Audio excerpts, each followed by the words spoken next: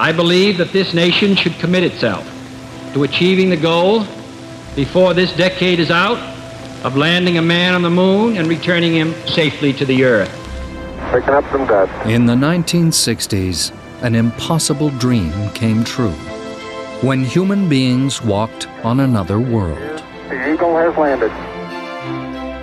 In all, 24 Americans went to the moon. But it took an unseen army of over 400,000 engineers and technicians to make it possible.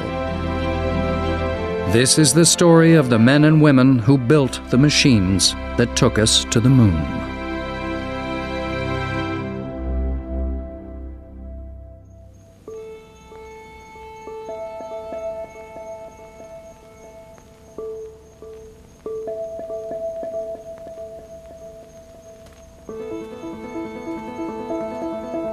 In the early 1960s, as NASA began training astronauts to meet President Kennedy's challenge, it realized there was one key area of expertise it knew nothing about. Nobody knew how to build a spacesuit that would enable a human being to survive in the lethal lunar environment.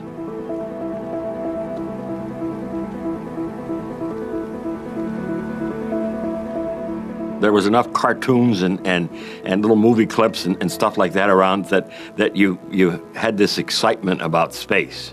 But you had no clue. So it was something brand spanking new. NASA was designing spaceships, the Saturn, the Apollo, the lunar module, all these pieces of hard goods. They knew how to bolt metal together. They could do drawings. They understood that.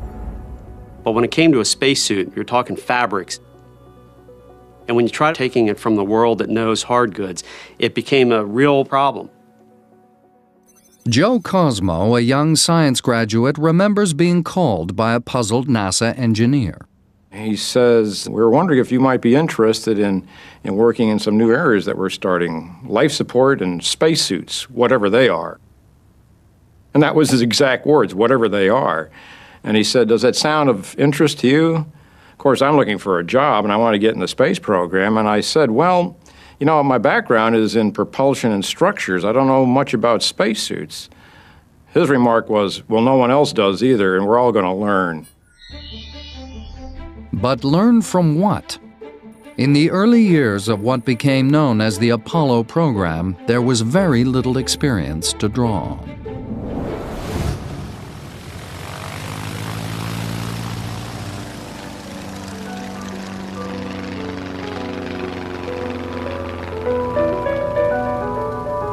The first man to wear the sort of suit the astronauts would need was U.S. aviation pioneer Wiley Post. In the 1930s, Post commissioned a flying suit for an attempt on the world altitude record.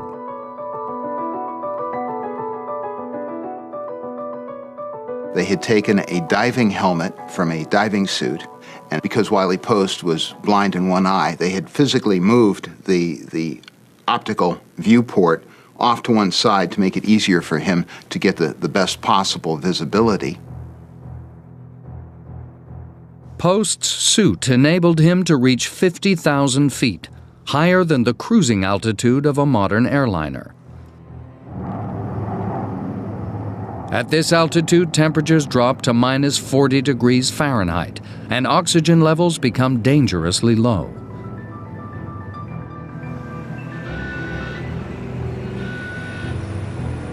Over the next 20 years, rocket planes took men even higher.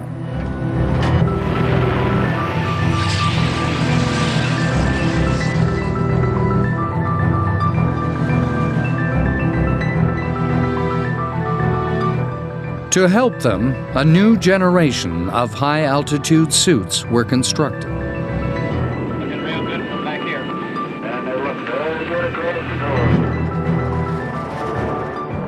door. The X-15 was basically a very compact, very slender, rocket-looking type aircraft that was carried to high altitude under the wing of a B-52. and since it used rockets rather than jet engines for propulsion, was capable of not only high altitude and speed records, but was also capable of suborbital spaceflight.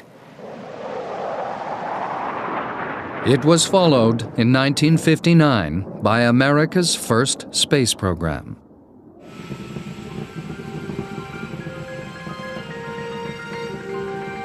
Mercury put man into orbit around the Earth. But in all these craft, the cockpit provided the first line of safety. The flying suits were only there in case there was an accident. Kennedy's plan to have men leave this safety and step out onto the moon would demand something much more sophisticated.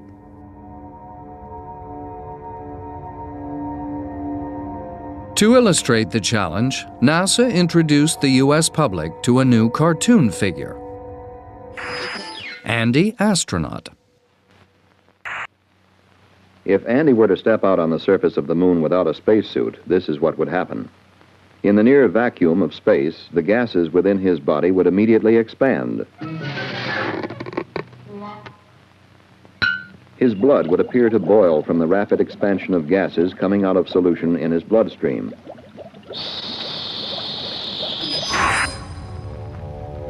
Andy would soon feel the effects of another condition of space, lack of oxygen. After 20 seconds in a vacuum and without oxygen, Andy would be trading in his astronaut wings for a more permanent variety.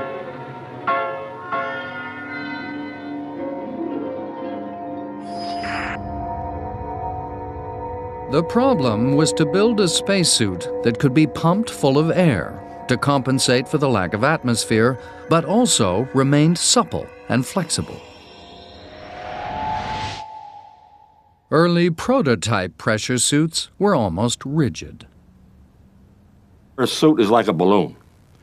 You know, if you're going to have 3.5 psi inside it and vacuum outside it, then something has to keep all that air in. So think of the suit as a balloon. And if you have a cylinder, which is what we made, it's very difficult to bend it. NASA realized it needed to draw on new areas of expertise.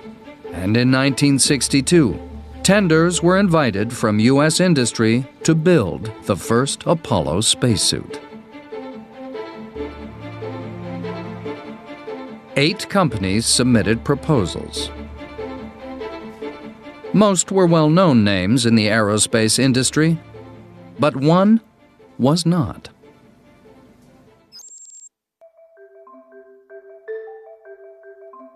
The International Latex Corporation was best known for its Playtex bras and girdles. The company was the rank outsider, but it had one big advantage. It didn't know much about space, but it knew more than any of its competitors about making flexible rubber clothes that moved with the human body. We had a lot of experience with dipping rubber products such as ladies' bras and girdles and things of that nature, so we knew we might have a good in with building a great suit. The company's prototype was based on a series of flexible rubber joints. The elbows and the joints all flex because of this system right here. It was a convolute, and a convolute is really nothing more than a rubber dip part that has all these little ridges to it. It allows the air to compress on either side and move about so that you weren't fighting against a pressurized cylinder. So where your elbow flexes and your knee flexes and your ankle flexes, this allows that to flex back and forth. In addition, it has these metal cables right here, and these take the load of the suit, because when the suit's under pressure, it's under tremendous load, and you don't want those legs growing any longer, the arms growing any longer. So all the strength within that suit, because of the pressure, has to go through these metal cables right here on either side. And they also act as a hinge, because as this suit's flexing and walking about on the surface, or you're bending your elbow, these cables right here allow it to flex back and forth. It was simple and obvious, but nobody else had anything quite like it. And in April 1962, NASA took a gamble and awarded ILC, as the company became known, the contract to build the Apollo spacesuit. But there was a catch. ILC knew all about rubber clothing, but had almost no experience of handling major government contracts. So NASA appointed another company to oversee the whole operation. Hamilton Standard was an established engineering facility that had originally pitched for the whole contract. The company's engineers were surprised and delighted to have a role in the program. When I told my girlfriend I was going to go work on putting a man on the moon, she asked me what I had been drinking, was I sure I was sane, and a few other things like that.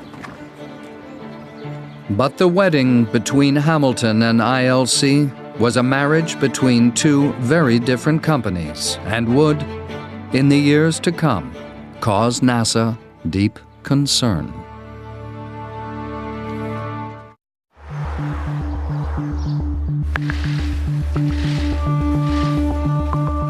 By summer 1962, the cracks in the arranged marriage between ILC and Hamilton Standard were beginning to show.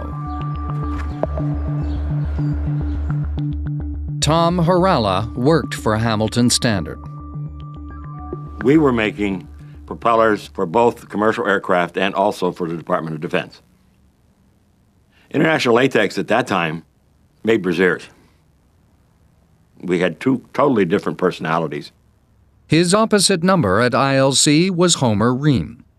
There was always this skepticism of Hamilton Standard's appreciation for our technology and our concern for Hamilton Standard, not thinking that consumer products people are capable of doing this job. This was a very interesting relationship because both organizations thought they should be the ones leading the challenge, and it was described by many as a shotgun marriage. But despite the obvious rivalries, in the early months, nobody wanted to dwell on the problems. NASA was demanding results.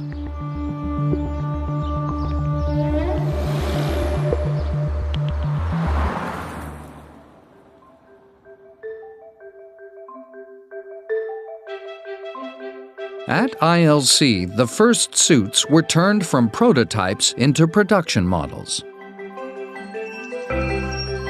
Our industry was fortunate because a lot of the people that had worked in Playtex were very good with sewing. They could sew ladies' products together. So we took a lot of those talented sewers and brought them over to the spacesuit line. I was sewing baby pants, and then an engineer came to me and asked me if I would mind trying something else. And I said no. But I never thought in my wildest dreams that I would be making spacesuits. It demanded greater care and attention than anybody at the factory had ever experienced before. It was critical that these seams were sewn to within about a 32nd of an inch, which is just about smaller than a pin.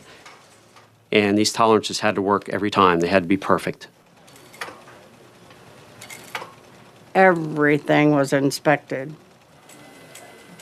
They had to count those stitches and make sure we didn't have less or more in every inch.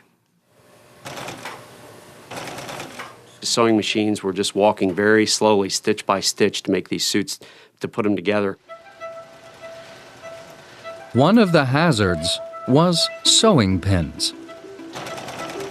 Even a single one left in a suit by mistake could cause a fatal accident in space.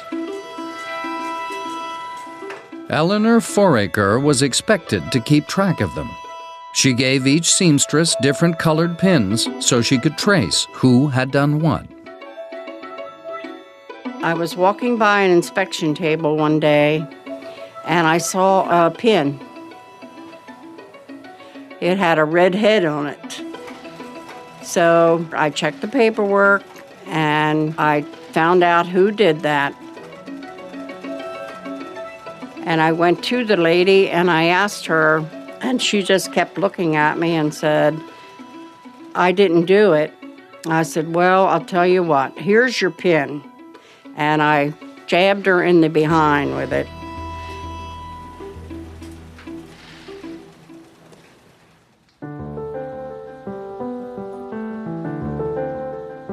Meanwhile, at Hamilton Standard, engineers were facing a different set of challenges.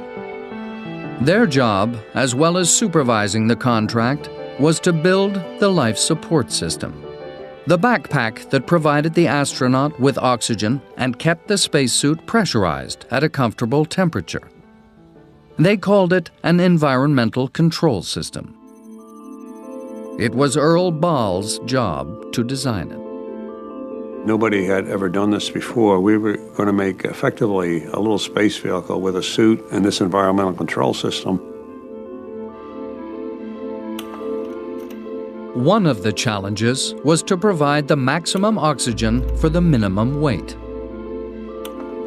To do this, Ball used what's known as a rebreathing system. Now, normally when you breathe, you exhale oxygen and CO2, and that is just blown away, and you waste all that oxygen that you've just exhaled.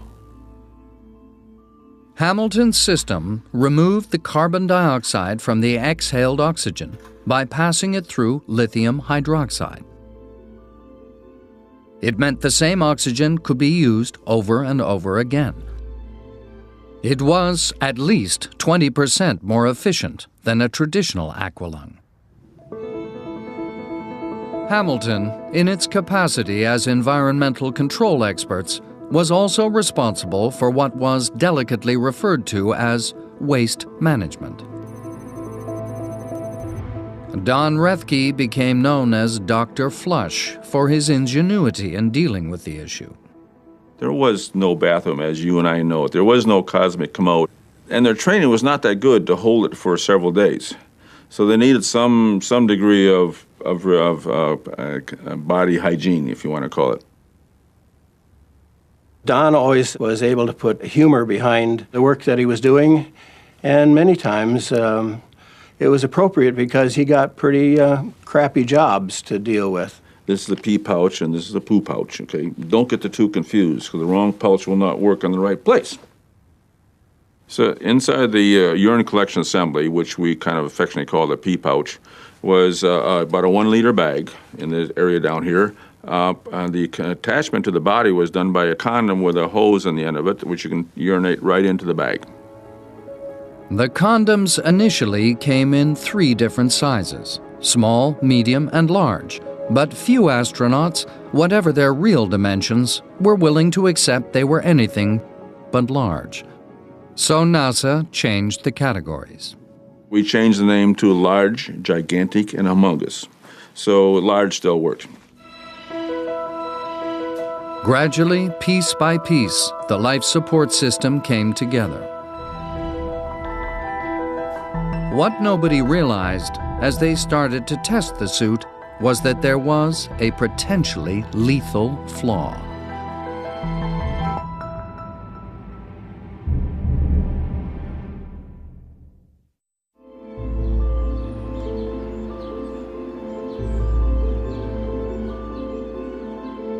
In 1963, as NASA put the Apollo spacesuit through its paces, they discovered they had a problem.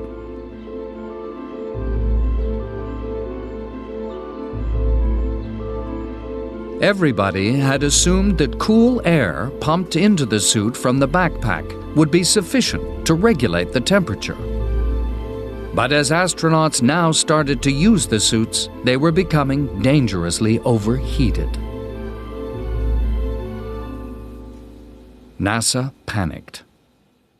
In October of 1963, NASA gave Hamilton a 2-week ultimatum to demonstrate a solution to the astronaut cooling problem. The whole program is in jeopardy. There was a threat that we would lose our contract. if we didn't measure up to NASA's requirements. Unfortunately, that wasn't as easy as people expected. Dave Jennings was charged with finding a solution in record time. He was shown designs of a British garment which used water-filled plastic tubes. Jennings set up an experiment to see how well it worked. Harlan Brosey was his test subject. We wrapped his arms and legs in PVC tubing.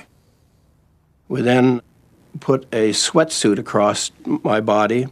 Then, in addition, to make sure that we didn't evaporate anything off of the sweatsuit, we put a plastic suit over me. Plastic boots, plastic gloves, plastic all over, so that no water could possibly get away from the body.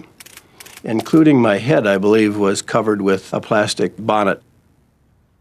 The idea was to ensure that none of Brosey's body heat could escape. Then the PVC tubes were hooked up to a bucket of iced water. Well, when they turned on the cooling, it was just like jumping into Lake Superior. Man alive, was that cold. And then the treadmill wasn't running yet. I said, turn on the treadmill. Let's get warmed up a little bit. And the treadmill was slanted at different elevations to make him produce the kind of effort he would if he was climbing a steep hill and walking fast, doing a great deal of exercise. The cooling effect was very comfortable. I don't recall cold spots or hot spots. The system worked well, and NASA charged Hamilton with building a water-cooled undergarment. The cool water flowed into the connector and through the tubing to be circulated around the user's body. There were hundreds of feet of fine tubing running over the entire body. Hamilton's system would become the standard method of keeping astronauts cool in space. That was very good.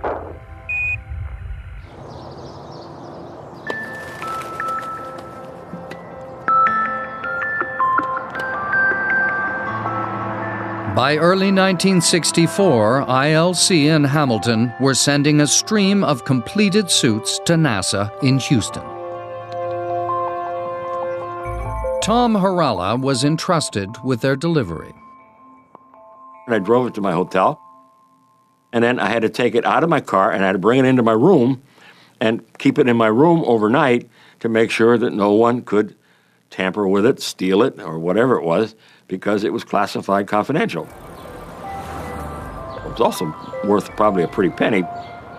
So yeah, the first suit I delivered to NASA, I slept with it. It wasn't very enjoyable either.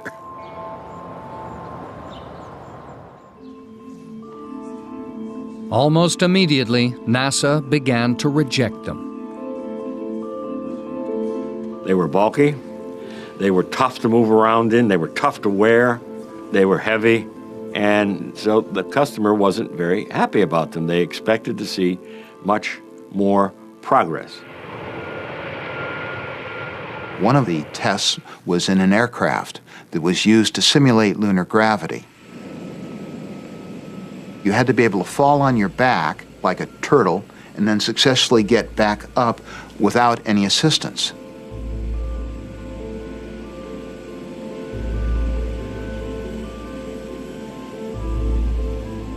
Unfortunately, the new design spacesuit wasn't able to do that.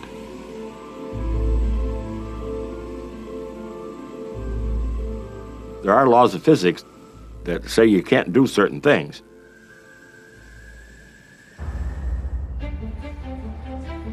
As the difficulties mounted, the long-suppressed differences between Hamilton and ILC bubbled to the surface. Hamilton Standard would come down to our facility and try to tell us how to build suits, and they thought they were helping us, but there was more turmoil involved in this process than needed to be. Our companies had totally different types of personalities in terms of how we dealt with products and how we dealt with the paperwork that supported the product. Here we are trying to build a suit that the industry would find acceptable, and it just wasn't working. It was a very poor marriage, and it just didn't work. 2 years into the Apollo contract, the development basically reached a crisis stage. There was no more time. NASA was planning to fly the first Apollo flights in 1966, and the Apollo spacesuit was simply not ready to support that. In autumn 1964, NASA despaired of the suit ever meeting its test standards and took the enormous step of canceling the contract.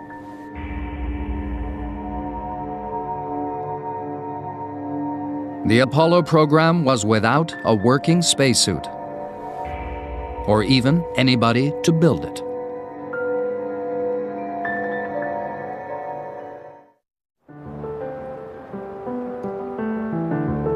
In spring 1965, NASA relaunched the Apollo spacesuit program. For some years, it had been hedging its bets and also investigating so-called hard suits. Many were like medieval suits of armor.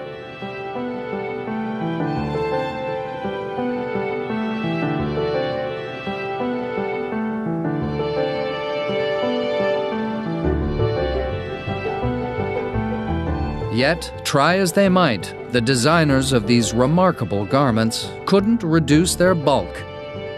And NASA once more solicited proposals for a soft suit.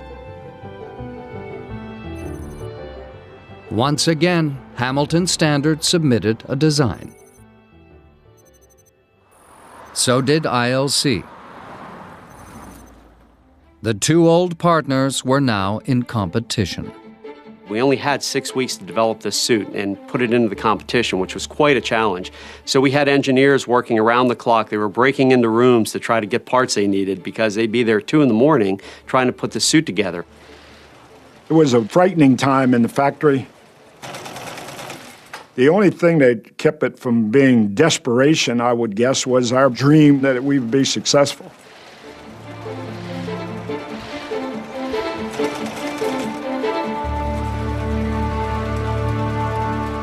The hard work paid off. ILC, free at last to follow its instincts as a clothing manufacturer, came up with a new, flexible, and close-fitting suit that was better than any of the competition.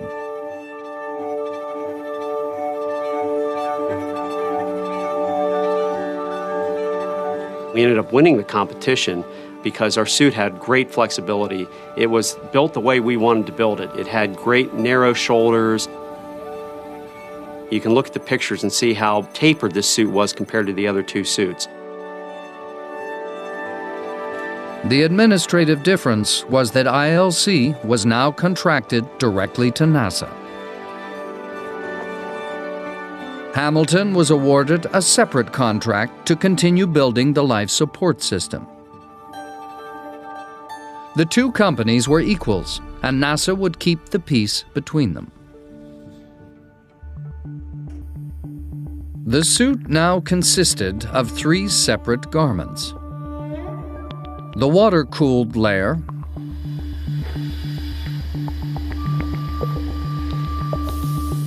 an extraordinarily clever pressurized inner suit with flexible joints,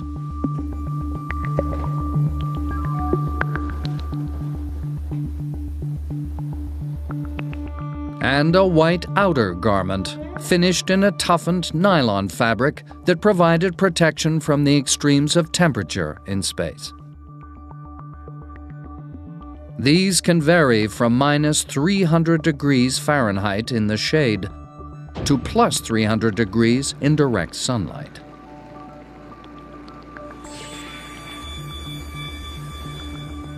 The lunar boot had a large flat sole to prevent the astronauts from sinking into the soft lunar surface. The helmet had a series of sun visors to protect the astronauts from solar glare. And then there was the glove, probably the most complex and troublesome piece of the entire garment. You wanted a glove that could pick up a dime but stop a bullet, and it was very difficult to do at the time.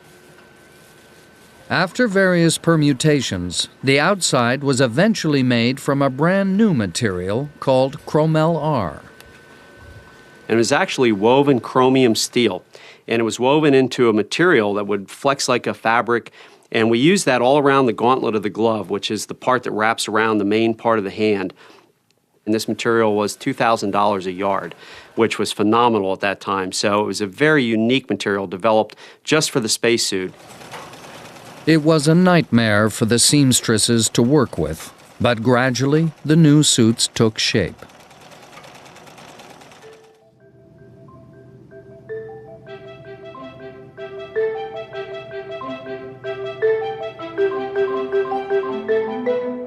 As the suits rolled off the production line, they were exhaustively tested. The company's guinea pig was Tom Sylvester.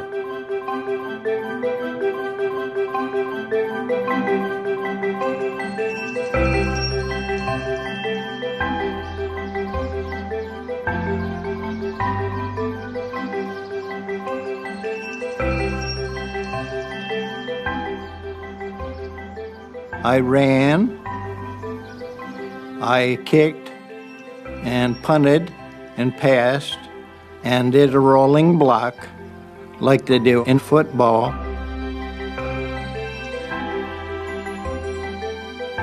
From the rigid bladder of just 5 years before, the suit had come a very long way.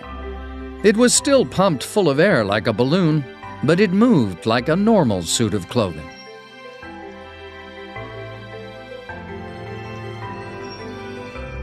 To test the suit in reduced gravity, NASA turned the world on its side.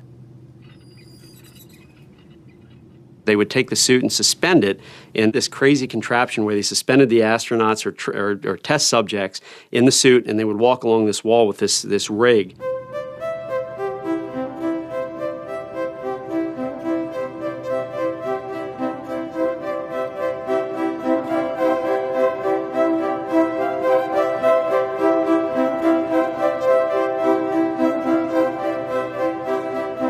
Dave Jennings tried it out. I had free use of my legs, both legs, independently. I could jump and bounce around, and just like the pictures of the actual astronauts on the actual moon. Exactly. I did the same thing, big leaps and bounds. I found out that I could do somersaults, and I found out I could do backward somersaults, which is something that I always wanted to be able to do. These backward somersaults were so much fun that I did a dozen of them. And here were all these engineers standing around watching me, with their mouths open, I suppose.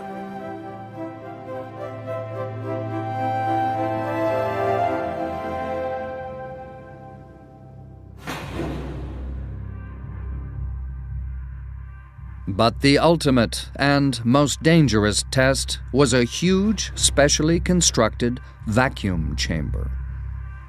They were able to pull all the air out to create a big vacuum, just like it would be on the moon. That way we could test our suits to make sure there was no leakage. One such test narrowly avoided disaster.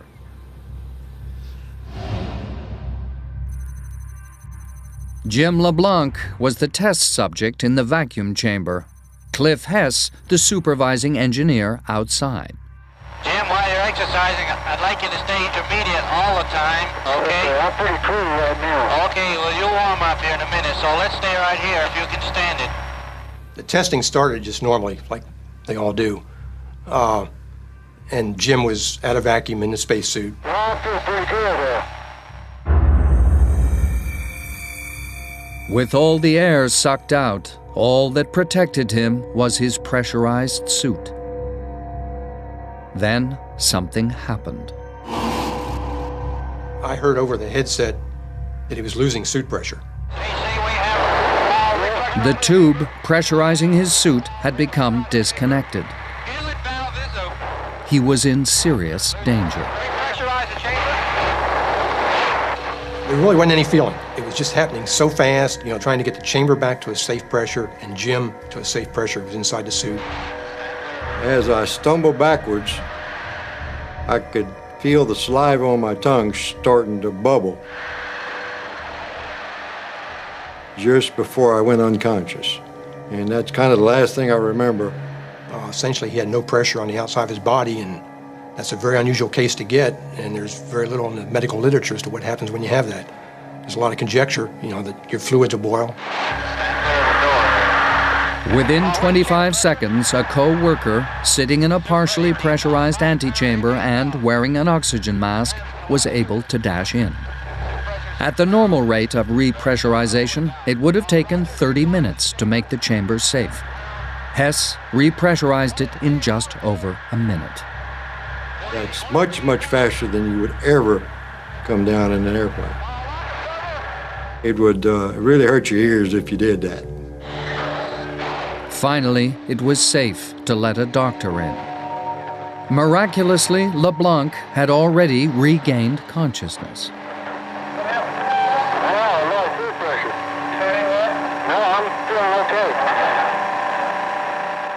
When I stood up in the chamber, I felt fine. My ears ached a little bit from the course of rapid repressurization, and that's basically the only effect I had. This was one of the few instances where anybody was ever exposed to that low of a pressure and lived to tell about it with no obvious damage. Such an accident in space would have been fatal. But thanks to testing like this, no astronaut has ever had to face a similar situation. The suits were holding up to everything that could be thrown at them, and the program was back on schedule.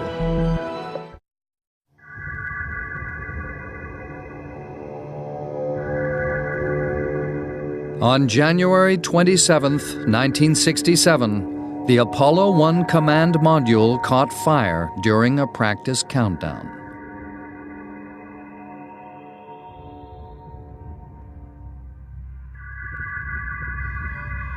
I got a call from one of my people in Houston, and he goes, "You probably didn't hear, but they had a catastrophic fire at the Kennedy Center."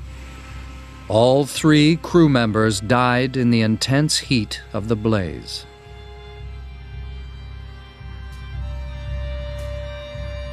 That was quite a shock. I almost had to pull over to the side of the road, catch my breath, because I thought, well, this is the end of our future. The program started to just churn. Churn and churn and churn. NASA demanded that all inflammable material be removed from the outside of the suit. But what to replace it with? I felt as though this was going to probably be the biggest of all the challenges yet. And then when we got into it, it proved me to be right in spades. It was bigger than any challenge we had gotten into. The company scoured the country, talking to manufacturers working at the cutting edge of fabric technology.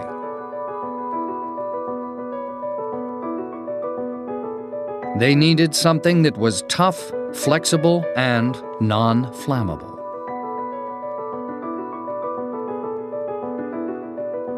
We had to take research-type materials and convert them into materials you could use and then put them in a spacesuit. It was a horrendous effort by a lot of people. Rheem eventually tracked down a brand new material called beta cloth. It was a woven fiberglass that was actually coated with Teflon before it was woven together to form this outer layer of the suit that protected against temperatures up to about 1,200 degrees Fahrenheit. It was completely non-flammable and offered protection from temperatures way above anything ever likely to be encountered, even in an emergency. NASA was satisfied.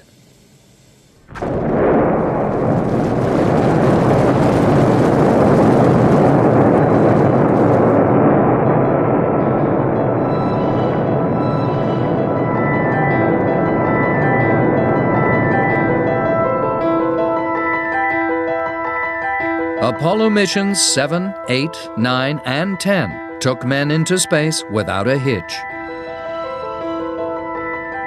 Then came July 1969, and the biggest test of all. Okay, Neil, we can see you coming down the ladder now. I'm going to step off the limb now. As the Apollo 11 astronauts stepped out on the moon, the world celebrated. But for those who had built the suits, the moonwalk was several hours of pure anxiety.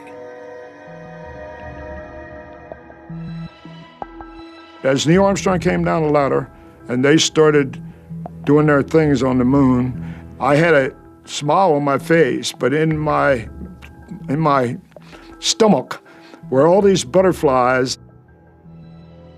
We've worked hard for about 8 or 9 years to make this happen.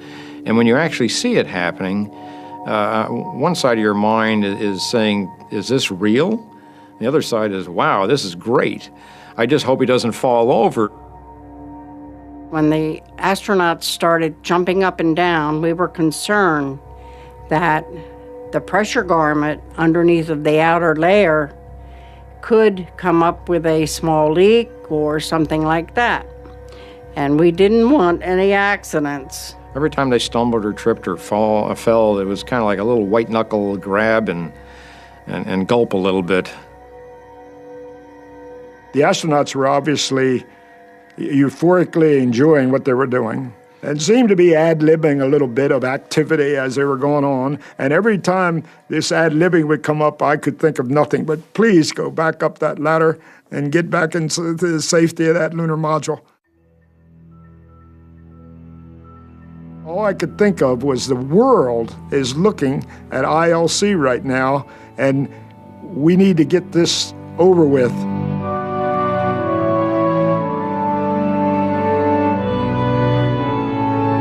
It was 2.5 hours before the Apollo 11 astronauts finally returned to the lunar module.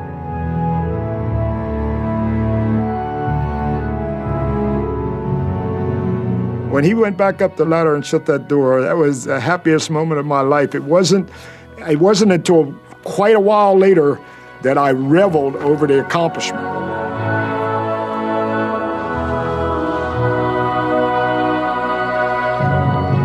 I had tears rolling down my cheeks. I mean, I was just crying in happiness because all that work that we'd done, all those chores that we'd done and everything like that.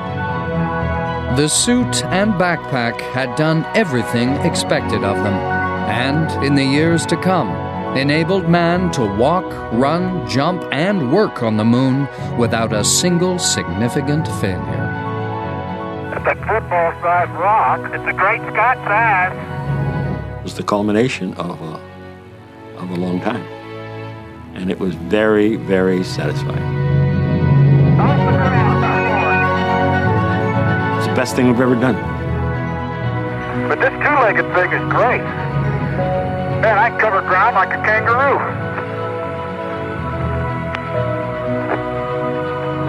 How'd you like that? Beautiful maneuver there, Charlie. What do you do for an encore? It's the old boulder rolling trick. Don't hit the rover. By golly. Think you've got a lot of it on you, too. No, that's okay. Hey, John, this is perfect with the limb and the rover and you and the old flag. Come on out here and give me a salute.